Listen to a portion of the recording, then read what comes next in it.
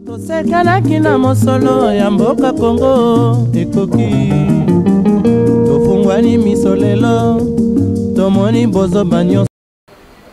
Mesdames et messieurs, merci, bienvenue dans le magazine Abino Tolinga Congo, awana SM Télévision, ndenge na lobaka. Prenez d'habitude, déjà, bon, mon message na lingala, rendez-vous est chaque jour du lundi à vendredi à partir de 11h pour la émission Tolinga Congo et puis rediffusion à 22h comme d'habitude. Sur ce plateau, Tokobeta Lisolo Misato. Yaliboso. Tokolobe la condamnation, il y a président honoraire Joseph Kabila Kabange. Il y a Mibale, Tokolobe la destitution, il y a Kamere. Apparemment, ba beti honorable député Mbindu le 12, Ndeye Bakino Balobaka, Babiloko Basali, à se sentir un peu trahi, na ba démarche où il y a Salaki. Et il y a Misato, baisse, il y a taux, il y a dollar, na Kinshasa, bah si j'ai mis ça tout wana toko développer. Au côté na supermarché, to mususu, au bimi na libanda, to mususu, ok na banque, to mususu, ok na communication, to mususu, ok donc to fixe ezo e banate.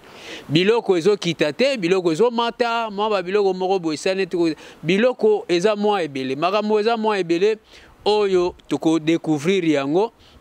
Na émission Oyo Tokosala. Alors, ndenge naza na plateau, naza na moko yangai, to tamoli na ye mwa bisike bele na musala ya media Oyo.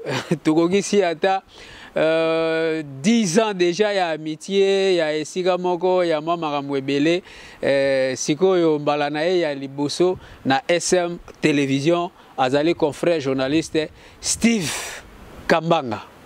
Mbote na Steve. Mbote ndeko Jean-Serge Mwanda, mbote na bandeko tuba Rolanda biso, c'est une première na SM Nengolobi, c'est plus qu'un frère, le présentateur parce que oui, effectivement, c'est plus de 10 ans. Ouais. Parce que depuis tout ça na ba Wapicom ouais, c'était déjà 2015-14 donc ouais. ça va faire déjà des décennies. Donc c'est une famille, on a élargi nos liens, tout le monde a rappelé plus moko la direction, vraiment surtout il y a du côté patriotisme. En tout cas, merci et puis bonne chance pour cette nouvelle aventure, c'est-à-dire cette nouvelle chaîne. Monique, j'ai toujours voulu être le premier ou parmi les premiers à obéir. Mais j'espère que cette fois-ci, et vous avez la place où vous faites le souhait belé. Parce que place aux acquis, je sais qu'il y a une place où vous vendez déjà au Tchagi Marambo. Il y a ici qu'il y a maman, promoteur à la télé aussi, c'est autre chose. Mais après, investissement et qui n'a bien peut-être que dans la direction, mais au moins cette fois-ci, tu souhaiter à ce qui est bien. Et ça, c'est mon émission. À chaque fois qu'on aura le temps pour booster, en tout cas, nous serons là pour automatiser les sous et kuna. Et déjà en plaire. Merci, merci. Alors, on a rappelé un peu l'un des confrères, Oyo Aza, un peu en difficulté, Jacques Ndala, Oyo travaille na EP Tamoulaï. Bo créer carré cube bo travailler ensemble na structure na carré cube ozala kipe oyo bandeko bazolanda ba omona ba image ya ba photo ndenge o memaki équipe bakene kotala Jacques Ndala un clin d'œil na confrère na biso moi likamba ko bagisa na bato bazo ba yeba kité na oyo nyonso ba confrère musu balobaki Jacques Ndala zokosa ba biloko ebele yo zala ki wana beaucoup tani ne bazo ba omona ba image wana moi message ya muke bato ba olanda biso. Bon en fait Jackie n'est plus journaliste, Jackie désormais depuis bato moi ba yeba moi ebele té Jackie azala déjà sous journaliste état uma politicien. Parce que à côté ensemble, à Tiaï Robima ensemble, récemment, Papa Kangae, Azana Elo Konae, MRPC, Mouvement des réveils, des prises de conscience, quelque chose comme ça. Et il est le président du mouvement. Et Jackie, au départ, c'est un frère. Jackie Ndala, c'est un frère. Pour un bateau, Yebi, inutile de témoigner. Parce que entre frères et amis, les choix est clair. Voilà. Si vous avez amis, mais si vous avez frère, dans une situation similaire, nous avons privilégié un frère. Ok. Jacques Ndala, c'est un frère. Jacques Ndala a passé des moments très difficiles. Azaki a arrêté injustement. Si vous avez relaté l'histoire, il a été arrêté injustement. Mouto Aloba qui Makambu, Oyo Bakangela qui Jacques Ndala. Azaki incapable de prouver. pour le bail que yem tapé ça mon va sodomiser Jackie. Jackie aussi a dit non, son atiki loko ba bandolo ba kenga ba sodomisanga. Moi j'accepte. Ba sodomisanga mais tant au kende na tribunal na rosenga ba na ba preuve. Parce qu'autant au kende pas ba médecin légiste ba vérifier que naza sodomisé té carrément la fille ba kangaé pour la propagation à faux bruit. Témoignage. Bizarrement finde ba ko sambisa magistrat zo ka la fille a confirmé prouvé magistrat ba ko tchon na PV. Jackie Nda la comprenait déjà que c'était un piège. Accueilli prison, condamné pour 2 ans et demi, 30 mois. Dans 30 mois, on a président qui a la grâce en décembre pour libérer Batou dans l'infraction il y a 3 ans quitta. Donc Jackie Nda était éligible. Et puis même les infractions, Babylone pour la propagation de faux bruits, Jackie Nda était éligible pour abîmer. Mais après, Constant Moutam, ancien ministre, a commissionné prisonnier personnel. Selon le témoignage de Jackie, même pendant le procès, Constant appelle les magistrats pour dire qu'il faut condamner Jackie. Donc, la condamné Jackie Nda, Constant est venu pour lui dire que Faraba n'a pas coûté 7 Kikouni, Maître Moukeba et Jean-Marc Kabound. Bon. Kabounda qui est éligible était, Batbala qui est éligible, et les autres. 7 c'est Mike. Jackie, il faut que Bimana Bango babite au Bima Lendi. Lendi on a des bamemaye comme mambébélé.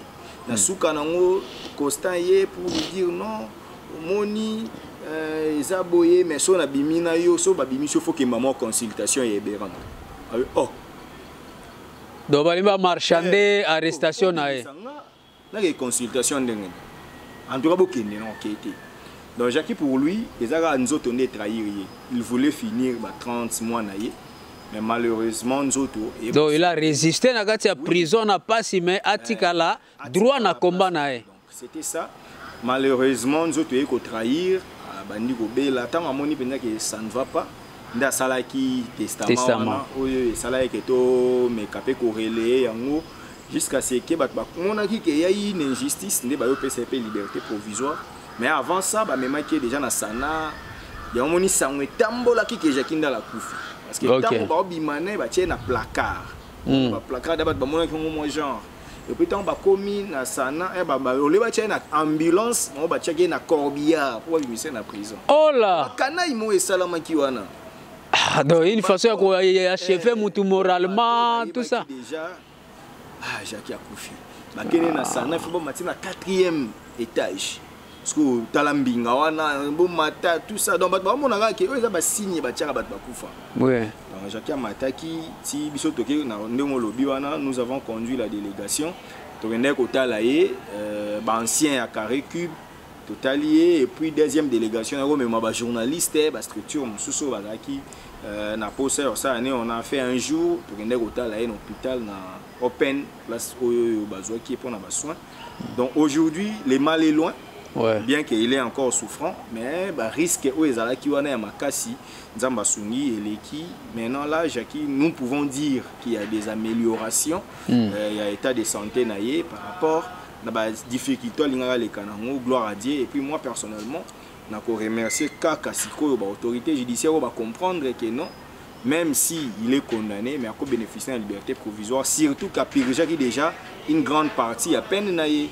À Pirjaki déjà une grande partie à peine naïe. C'est ce que dit aussi la procédure pénale. Donc il est là pendant qu'il s'est fait soigner. Bisopé toujours zalanaye, toujours bakisileka ba force délai.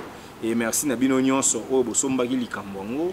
Obo comprenez que non, c'est quand même quelqu'un qui a passé plus de 20 ans dans les médias. Et on a quand même fait des efforts. Aujourd'hui, le mal est allé un peu loin par rapport à la situation précédente. Voilà, merci, courage à toi, Jackie Nda, là, on est de cœur, on te soutient, nous sommes là. Vraiment, Kozangayo injustement, Boueza bien te, surtout que au Tikala na mitu ya batu belé na culture, tango Jackie Nda na micro na yo. Jusque là le seul, et je le dis même hier dans l'émission, le seul journaliste, la émission de culture en 4 langues au même moment. do bandi on a Chiluba ici, le bandi on a Yukongo ici, le bandi on a Swahili ici, le bandi on a Lingala, donc ça le sel au côté peu français, au côté peu anglais. À présenter l'émission culturelle avec ma modulation, à présenter le journal télévisé. Avec une très bonne intonation pour les camarades mesdames et messieurs, comme vous êtes en train de nous suivre, aujourd'hui nous avons appelé, tu vois, cette modulation, mais la chronique musicale a révolutionné. La chronique était devenue intelligente aussi avec Jacquinda là. Donc ce sont des légendes en termes surtout que si photo moi polémique meka kiko ayaki ko balayer un peu du zacharisme. Donc Zachary tigel et ayaki a balayer ba bosoto wana émission sport et comme il y a musique et ça là quand même très bien. Voilà donc on te soutient, merci Steve. Tout dans la première sujet Nabiso. Lobby court et se prononcer pour Joseph Kabila, condamné à mort, n'a pas fait à mort et belé au Yebi, crime de guerre, crime, violence, moi bilogo belé na katuana, mais court à se prononcer en rapport avec la nationalité, abiwana batigeli yango gouvernement. Bangone bakoyiko yeba soki aza nationalité nini ainsi de suite. Déjà condamné wana et puis na condamnation wana en tant que journaliste ou analyser en ndengeni. Non, déjà moi je dirais je suis pas d'accord. Je suis pas d'accord avec ça. Et puis j'ajoute aux hommes de droit. Voilà. Donc aux aussi juristes. Na Hollandi procès wana aux communicateurs, aux juristes. Natigeli aussi comme maloba. Jean-Serge. Oyebi moi bien. Dans la vie, to lingara to zala trop partisanté, to même si ezanda kuna bino mabe salami ozana courage ya rolobate. Moi je pense que nous devons privilégier le climat de paix dans certains moments. Ngai bato bayebi babi que je n'ai jamais accepté la politique de Kabila. OK. Atikala ko zala jamais d'accord na gestion ya Kabila. Il m'a jamais convaincu comme un bon dirigeant. Mais cela n'est pas dit que tokola la gato la mkibo un procès ya mabebongo pour condamner à mort, non. Bandeko qui face à la cour militaire, la haute cour militaire, oui, mais est-ce que vous avez prouvé que beaucoup d'armes armes parce que mutu civil à kotaka na justice militaire qui est une justice d'exception, ce qui kaka vous en avez preuve ya ba appartenance naie na ba mouvement oeza na ba armée. OK. Je parie fort, na lobby bien que je n'ai jamais soutenu Kabila comme politique, mais le fait de dire que même si à l'obagika que non nanga tout M23 tout ça, je suis d'accord avec eux, cela ne constituait pas du coup un élément parce que une infraction a des éléments matériels. Comment vous avez donné la preuve que le fait que Kabila dit que le M23 est aspiration du peuple congolais, n'est pas président M23? Non, le fait que... Moi, je ne suis pas d'accord avec ce langage de Kabila. Mais juridiquement, le droit n'est pas la politique, le droit n'est pas la religion. Donc, en droit écrit, tout est écrit. Au monde tout est écrit. C'est-à-dire, on ne peut pas condamner quelqu'un pour des infractions qui ne sont pas connues, pour des infractions qui ne sont pas écrites dans l'arsenal juridique. Kabila a commis des erreurs. Le fait de dire qu'à M23 a ses aspirations au peuple congolais, politiquement on peut lui condamner. Mais juridiquement, il faut prouver que nous sommes dans le bon chef rebelle. Alors, quand on a pour AFC M23, le fait que Balobi, le fait que Akendaki, Nagoma, Kovandawana, le fait que semblerait Balobi Akendaki visiter ma base, ma centre militaire, place où AFC M23 ont préparé, soldats naïe, le fait qu'il a rencontré regroupement, regroupement, consultation. Oyo, il y a préparé une insurrection par-ci par-là. Par rapport à ça, confirmer que Kabila a M23, d'où il faut que condamner à mort. Non, en fait, c'est tout un petit peu de condamnation à mort. Déjà, biso na Congo, peine de mort déjà tout le monde là. parce que tout le monde a dit que bon, la vie humaine est sacrée. Mais bon, bon, en fait, dans la constitution, même si on a droit savant, bah pénaliste, il faut les marques. Il faut même code pénal la biso, nous devons arranger beaucoup de choses. Voilà. Et ça là ba bilo que belé au biso moto ça là. Ils ont s'adapter dans la réalité à l'autre. Vous comprenez? Neti banda autour dans la question pour na mambu ya ba peine ba travaux forcés. Quand j'essayais d'expliquer, les gens au départ ne m'avaient pas compris, mais quand j'ai expliqué, bah comprendre. D'après cet exemple, on a pourquoi. Beaucoup condamné na code pénal autour dans 1940. OK. Alors que Mboka évolué. Tu es en 2025. La réalité, mon sous ba Belge ba salaka. Ils ont la réalité na biso te biso na Congo, la spiritualité to juge raconté. Mais alors que biso na bokoko na biso, la spiritualité existe. Oui. En droit coutumier, beaucoup de mbondo, mutameli mbondo, pas un jugement bimi. Oui, oui. Mais en droit écrit, tu as raconté. Mais biso toi mindele te topé na la réalité na biso. C'est pourquoi moi j'ai toujours été contre les scientifiques congolais. On dirait que tu as les scientifiques bidons. Tu innovaraté. Tu tigalaka na oyo basalela biso. On devrait innover. On devrait produire un nouveau code pénal. Bolobi mutusoka yibi pour des détournements des deniers publics, il faut qu'il y ait la peine des travaux forcés.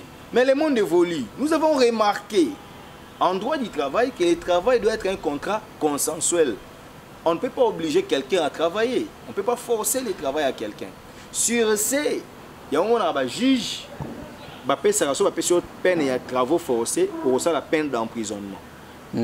Parce que peine de travaux forcés, normalement, tu as beau. Oh, mais ça, chantier, il y a une ville. Bazio pende ba prisonnier ba peine ba travaux forcés wana mutamba oke penza le. Donc net mutamba ko. Beta penza brique ozo sala mabanga ozo tonga makada. Donc ndenge mutamba za na travaux forcés photo mona e penza. Maintenant ça contredit le code du travail. Ozo mon ba bi ba ko forcer mutu travail il faut mutandima que non ça musala bu. Du coup il faut revoir biloko wana. Lelo neti bo bazio mutamba ba oli mo na prison ti. Ils sont en violation Mibeko. Parce que il doit faire la prison parce que peine et travaux forcés va interpréter en haut et qu'il a une peine d'emprisonnement. Tant que tu es en résidence surveillée, c'est une base légale et ça t'est. Dans un dossier Kabila, c'est-à-dire politiquement je ne suis pas d'accord avec Kabila, mais juridiquement vous devrez nous prouver motivation. Il y a jugement à Bino. Parce que, Jean-Serge, toi et moi sommes frères, sommes amis. Et quand le bâtiment est là, ce qui s'est décidé comme un rebelle, nous avons une conversation, nous avons transformé comme un rebelle. Surtout ça, tout comme moi, le service, le fait que mon a une conversation, ton a photo, ton a du coup, combien de fois je salue Monseigneur Milenge Mweneloata. À l'époque, tellement j'ai travaillé souvent avec Monseigneur Milenge na SCC. Souvent je faisais des interviews avec elle. Jeune sœur na la caméra ou même Audrey. Elle a filmé plusieurs fois. Mais après, il est devenu ce qu'il est devenu. D'accord, on était condamné. Mais si un jour, comme Mutobimisi Tom sous interview nanga Moroboye, na Corneille Nanga à l'époque, Polo Baketoza en complicité, ça ne passe pas. Tonde Konabiso Steve Wemby. A Komana Bango. Mais bizarrement, je vois mon statut, on a encore des numéros. Parce qu'avant qu'on m'a tout le confrère, on travaillait avec lui ici. Donc beaucoup mettre relation en cause. Bien que par mesure de prudence, on évite déjà dans le mouvement insurrectionnel, tout ça, mais il se peut qu'au coup de numéro dans le téléphone. Ne dis pas que je suis complice. Et même s'il te salit, il y a toujours possibilité à cause que c'est les peu bonjour. Mais dis-moi sur le point logique, Boza séparé. Parce que j'ai dit ça à Steve Wemby. Tu es mon frère, en tout cas, le fait de soutenir Mouto Azoboma Batu. Pour comme mon Konzi, moi je ne suis pas d'accord avec toi. Voilà. Mais l'obité que tu combines, tu comprends. Tout le monde a battu combien? Balobama B, président Etienne Tshisekedi, IDPS, le président Félix Tshisekedi qui est aujourd'hui président de la République. Kabila Lelo comment lieutenant. Donc moi je pense que les procès contre Kabila, le jugement. On doit chercher autre chose. Et ça les mis vraiment dans le droit. Non, pour respecter les principes généraux du droit. La loi, il y a eu des zones d'ombre. En tout cas, apparemment, c'était quelque chose de politique pour lui faire du chantage pendant les négociations. Moi, je pense ça. Alors, voilà ces analyses politiques. Oui, oui. On dirait, bon, bino pe bo kanga ba ville, ok, ça va, biso pe to condamner bino comme ça tant to kende na ba négociation et puis ça avant to longo la ba condamnation na bino, vous devrez solder à ça. Yango na ngena tuna yo toujours en rapport na ba négociation le lobby yango parce que tout le monde peut ba réaction et ils ont continué ko fustiger Kikaya bin Karoubi ya lobby, mais comment si Kabila et le président ya AFC M23 et voulaient condamner à mort, mais au même moment bino boza ko négocier na AFC M23 ngwana na Doha. Comment vous pouvez être à la même moment politiquement vous condamnez? Oui, lui-même qui vous condamnez chef, mais boza na carte ya dialogue. Oui, sur les apports en angle politique, il y a un bible, je condamne sur le plan légal. Ngaza sérieux en fait. Mon côté à droit, n'a reproché bango makas pour procès ça mi mabe. Mais côté politique, so ba sali on peut ba occasion peut y refaire terre bino. C'est ba sali bien. Donc pour tout ça la compensation malamu, il faut bino pe boza la boe, biso pe toza la boe. Comme ça tant aux à la table à connaître, tant aux à la table à négociation, allez. Pour Kabila pas linga tika la condamner à mort. Bon pour bolongo la ngaba poto longo lo condamner à mort. Pour nanga pas condamner à mort. On a une interview na bi. Bon. Parce qu'on a pas condamné à mort. Kabila bon. L'une des choses c'est ça les bagues na Doha te za ya ngwana parce qu'ils peuvent être arrêtés. Au moins. Ce qui est bon, c'est que c'est une bonne stratégie pour bango pe ba comme obanga. Pour le wana mindu qui ba okanga ba ville, ba village, ba okanga ba localité. C'est que ba za na pe ba condamner à mort. Comme ça, ma soeur est équilibré. Là, je suis dans la politique. Hein. Sur le plan légal, j'ai condamné, mais sur le plan politique, j'ai expliqué que c'est normal. Parce que d'abord, ça va moi échange avec prisonnier. Moi, ndambo, ça va déjà, moi, bon. Bon, ça va, binopé. Bon, longola, biloko ana nyonso oyo sali biso pe to longola bino ba condamnation ba to ke condamnation. Faut ba Kabila fout à 30 milliards. Mais du moins qu'on confisque biloko na ye wana ba confisquer. Et ba confisquer. Là j'ai aimé, c'est normal. Parce que ba confisquer biloko. Est-ce que biloko ne commettre infraction? Donc on a droit ils en ont normal. Non, ils ont la confiscation, ils ont la mais na cadre ba détournement. OK. Mais dans le cadre d'infraction militaire, la base légale n'existe pas quant à ça.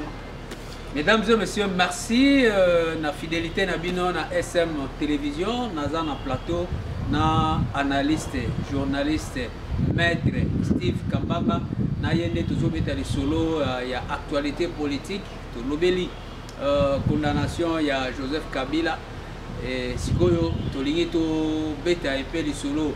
Il y a Assemblée nationale, place où wapi, Tolandi, Bissonyonso, Lelo, Vital Kamere, Azali Banda, il y a Kiti Naye qui est président, Azongi comme étant député national, simple, Romo Vandaye na pourtour, Atala na tribune, Bako Kamba Assemblée, mais de l'autre côté, Crispin Bindoule, Oyo, Azalaki, initiateur, il y a motion, il y a bureau, à comprendre au moment où Kamere a démissionné.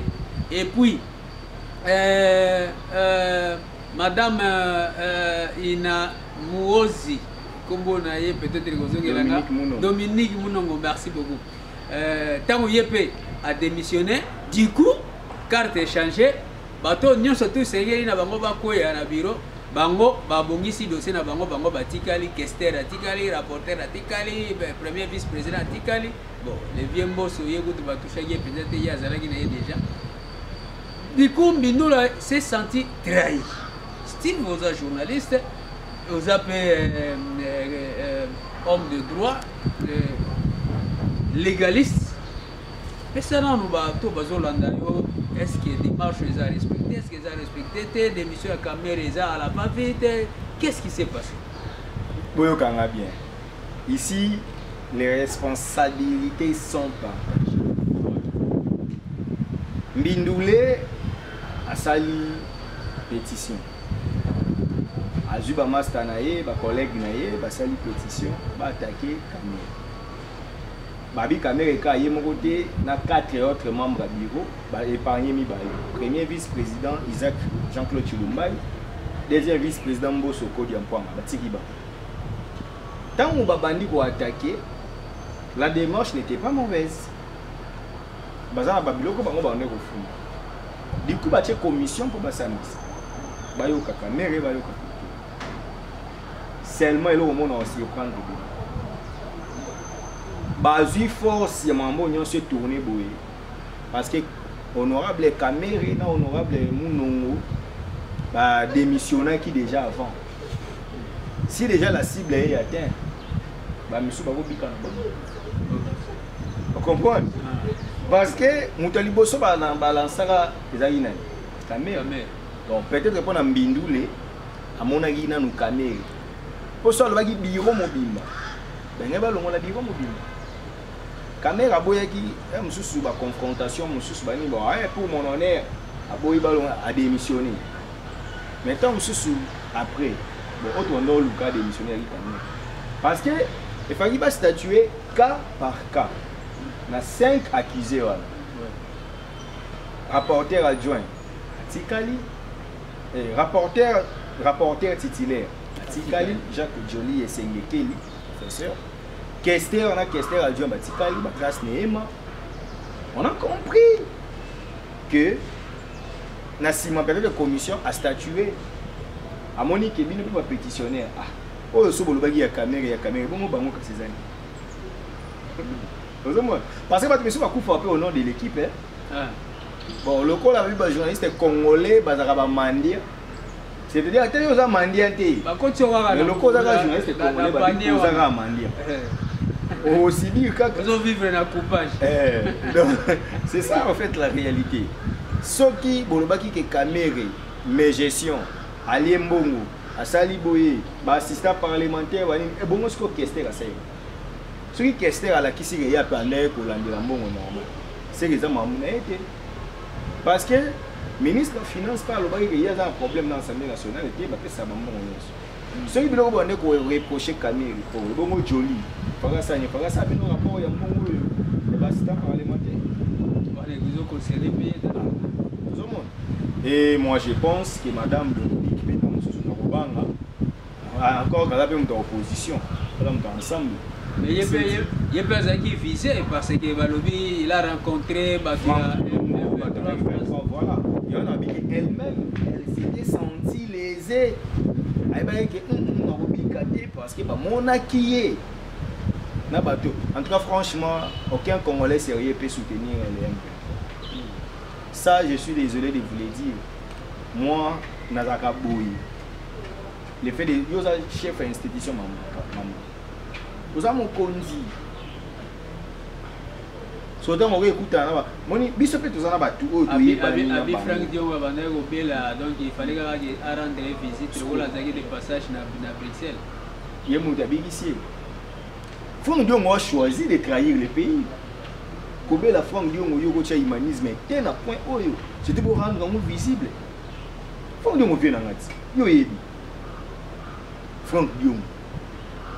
Na ndenge bene ba Congo a vient nga c'est ne ba mbele mais Jean-Jacques Vouemba vient en Haïti na yamba combien de fois na le qui sait combien de fois mais le fait que bozo boma batu pour bozo pouvoir pour mutu azana kati wana bozo traiter pe mabe parce que ceux qui tisseront des boma batu bino boko boma batu ceux qui besoin de reprocher c'est que d'une gestion mais est-ce que bino pour besoin de Congo il faut battre bas kufa pour bino boya besoin pouvoir ça moi je peux pas vous soutenir parce que je me mets à la place il y a bande ko bato ba kufi ils ont le voir ngai père de famille que je suis bana nga ba classe M23 boyi bobeti obine école on a pas bana nga ba ngai na lo bana bino ko na lingati c'est que l'idée bana nga ba kelofele na soutenir bino. Ça, je ne le ferai pas. Vous comprenez? Donc, Madame Mounongo, le fait de vous voir avec Franck Diongo, qui est d'accord avec Nanga, qui soutient Nanga, qui est avec Nanga. On appelle ça avec ça. On avait de très bonnes relations. Donc, on a eu déjà Rex Kazadi na Otero Yambe candidat président de la République. Et depuis Katissa, comment Congolais pour baser au pouvoir, Nana Bango Singa Katani. Et puis ceux qui pèlent les lots comme le pouvoir, on a opposant à Bango. Parce que le pouvoir est battu pour comme moi je ne soutiens pas ça. Pouvoir est ceux qui battent basala qui ont pas comment tout c'est bon autant monter témoigner bawana déjà tout le bas tant que ça une constitution. Tu vas pour mettre fin à ma cambo yo ne te mettre en pied la constitution pour ma légitimité za yo illégitimité on est à risouter. Tu vas nous pouvoir na élection de manière pacifique. Mais bien nous avons une situation dans la situation à 97, 95 et vous voulez que tous on a l'issoukuna. On ne revient plus. Donc, Madame Dominique, désolé, yo mo yebe que politiquement au salaki maman la bourde. Yo mo banga qui a démissionné. Alors, un mot pour la clôturer l'Assemblée nationale. Avenir est cause à la Nétinine. Vous croyez que la caméra est justement pour la constitution de Batubaza soupçonné ou bien la caméra longue l'Assemblée nationale comme très fragile parce que apparemment comme une compétence à ma casse exacte à mon tour remplacer. Non. Ah, et bien on a partagé la vie on a dit. Comment on mboka beaucoup candidat sur caméra dans l'Assemblée nationale mais mambo etambola bi. Tant azaka te, ko chaba zalaka te. Maleme kufoka. Obe pa zalaka. Mabunda zalaka. Mboso zalaka non. Non. Les hommes passent. Les institutions doivent demeurer fortes. Moi, je pense que Kamere est parti.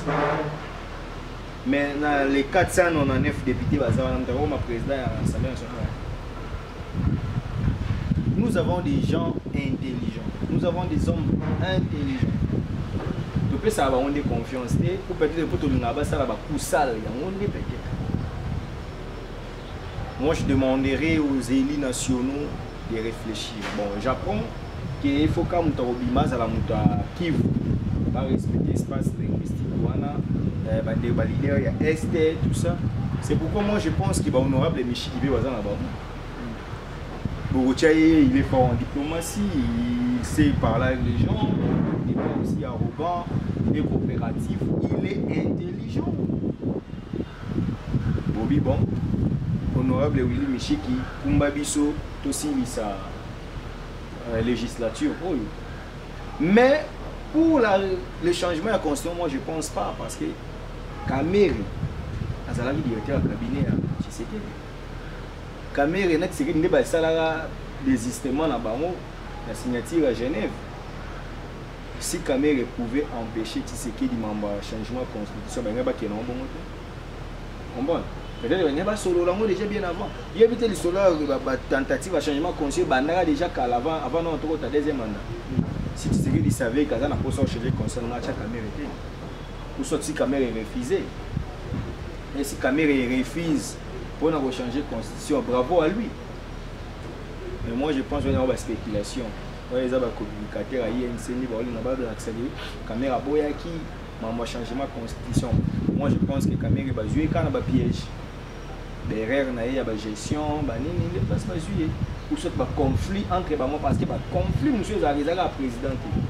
Bino na bino, bozo potana, bozo wele la nanya, bozo en confiance à chef, nanya boumé la awana, on va photo fragiliser, oh yo, pour la zone là, ça passe, c'est ça. Ce qui peut aussi dire, Balongo Lio. D'ailleurs, va te peler, si on va regretter que Kamere a beaucoup vite n'a démissionné alors qu'il fallait affronter parce que le chef a dit, il y a évidemment un ceux qui affrontent qui tombent sous Palinga qui était, Abanga n'est pas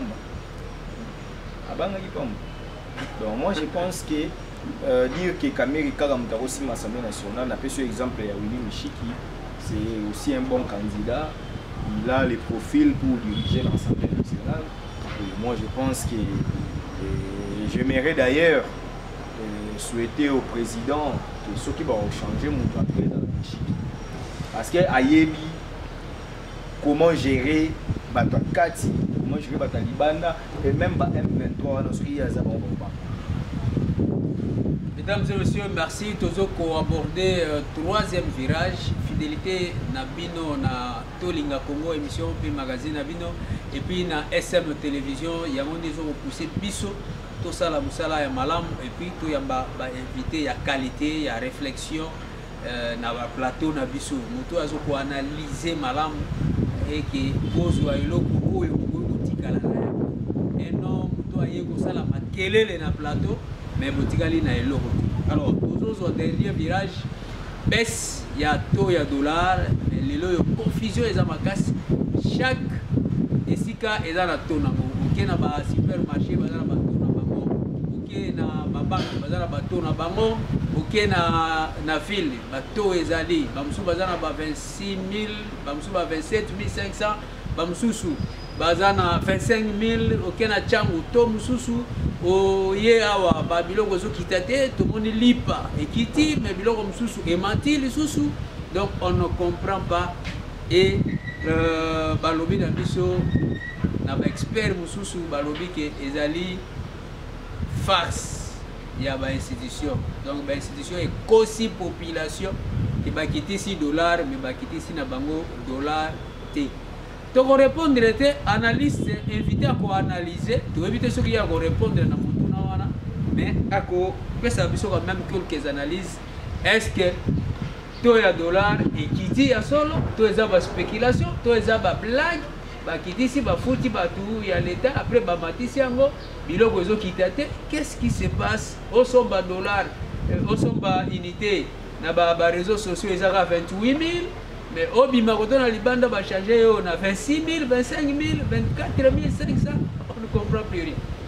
Il s'est passé un problème aussi de la mauvaise foi, en fait, en République démocratique du Congo, bah, tout aussi la Kita, la somme qui tire au Pacifique. Et le phénomène moins bizarre. Bizarre, très bizarre. Très bizarre. Beaucoup, biloko matakaka, mais ça biloko mando Kita, on doit s'y Isus. Donc, dollar. Kita, c'est une bonne chose, bien qu'il faut tout revoir. Là, ce qui est la réfraction pour Zoba fonctionnaire, ce sera une bourde de viabilité. Mais j'ai vu, et là au moins, ça va tout. On y va stock les alaga déjà. N'engagez sous dollar, on Kita. Ceux qui va maîtriser en 25, il y aura impact. Moi, je vais parler de produire plus quotidien. Moi, je vais faciliter déjà au Kita. Mais là, je suis allé dans carton, allé dans chambre froide mobile. À ce moment on a pris un kit, ça m'a monté un peu de $8. Faut si ce stock net. Tout le monde.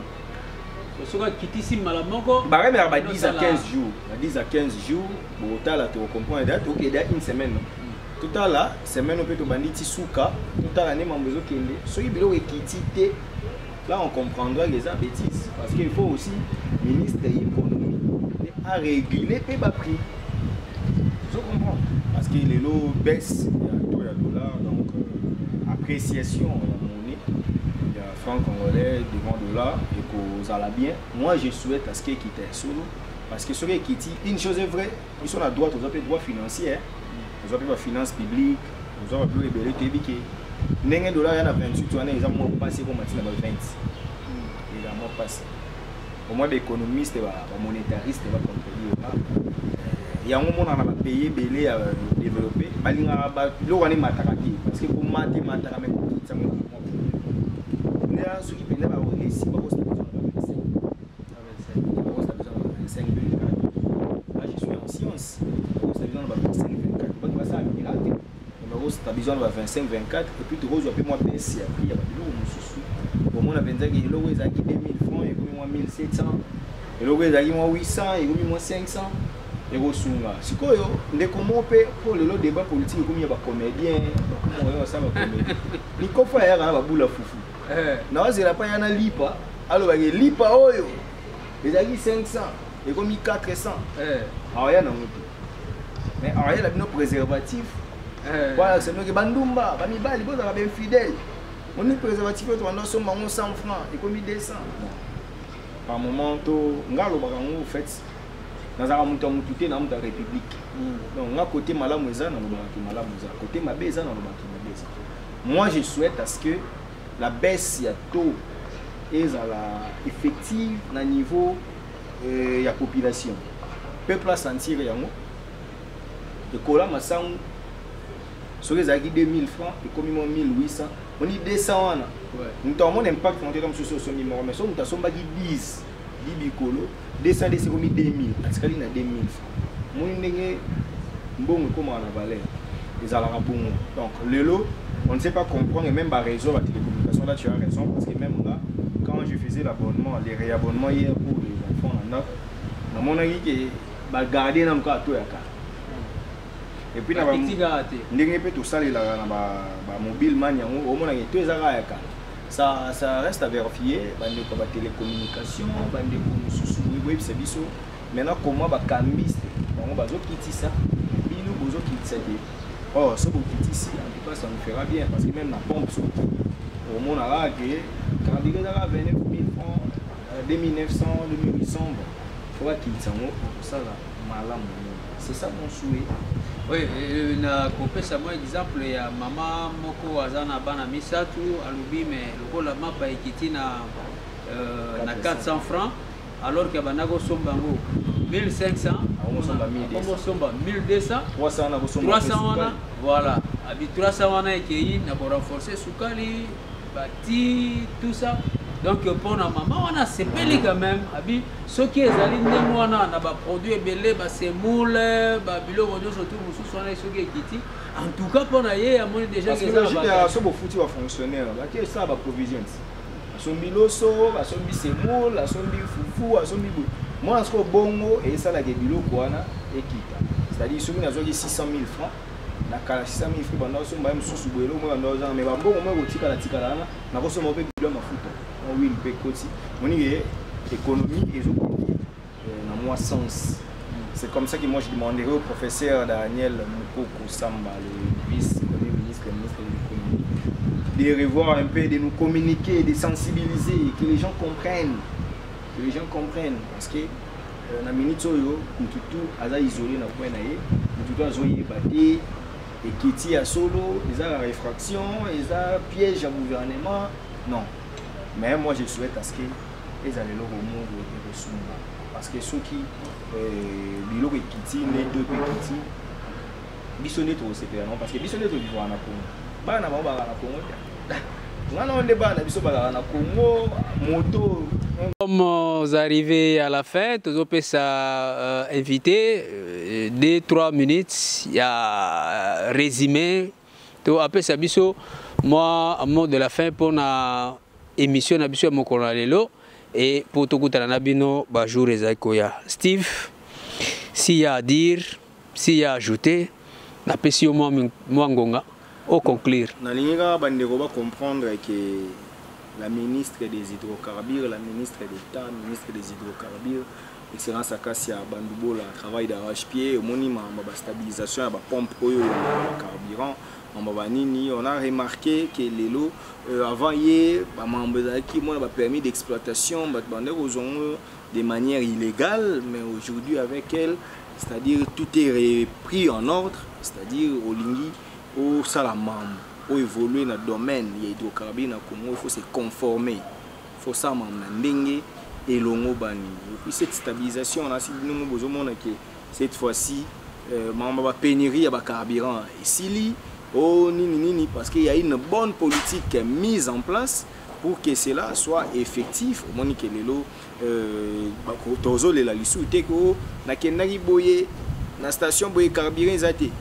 Parce qu'il y a une dame qui travaille d'arrache-pied. Donc, avec les résultats escomptés à niveau, il y a affaires foncières, les lots, on voit des gens, en tout cas, la réforme, en affaires foncières, il faut bâtir cahier, talamambou, il y a moins de 3 heures, les lots, on dirait lignezonga, bien 100 mètres, excellence à casser ça qui mais au moins aux hydrocarbures, parce que il y a maintenant la rigueur, il y a la discipline, les pétroliers, les ministre. Un ministre, les ton dossier est propre, signé, les au sali au vrai. Dossier n'est pas ceux qui nous bandent. Donc ça, c'est quand même quelque chose à encourager. Donc là, nous encourageons Excellence Acacia Bandubola Mbongo. Merci d'avoir tout balanda Gibiso. En tout cas, je n'ai pas le monopole ya Banyonso pour partager la connaissance Ndambo Tozanango. Côté PO yo monaki ke robaki sali solo, to solo là. Donc biso tozo sengara na congolais.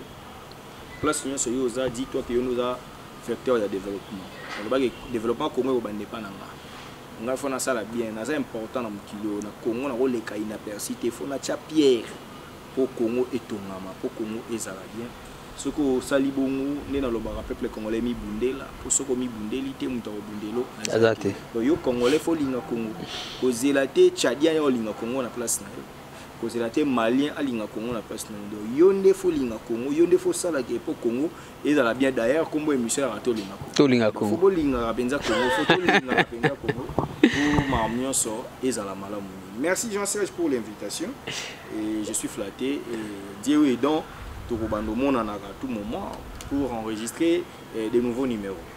Merci à Steve Kambanga, moninga nanga ya kala. Donc, comme je l'ai dit à l'entrée, déjà 10 ans yango tozana bango ensemble, on vit, on évolue ensemble. Le parcours est bien. Tout kutani nabino lobby na invité Moussousou. Thème Moussousou, restez branchés na SM Télévision, programme Nabiso et Zali qu'on continue comme d'habitude. Merci.